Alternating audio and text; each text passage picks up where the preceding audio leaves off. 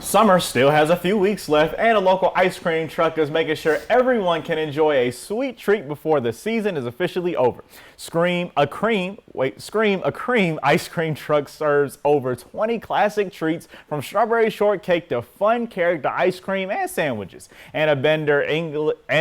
Anna Bender English, co-owner of Scream a Cream ice cream truck, emphasizes the ice cream truck isn't just for the kiddos. Their novelty ice cream caters to the adults as well. Weather permitting, Anna travels throughout Macon and surrounding cities to bring her sweet treats to the community. Ice cream prices range from $2 to $6. You need to make a stop at 41 NBC.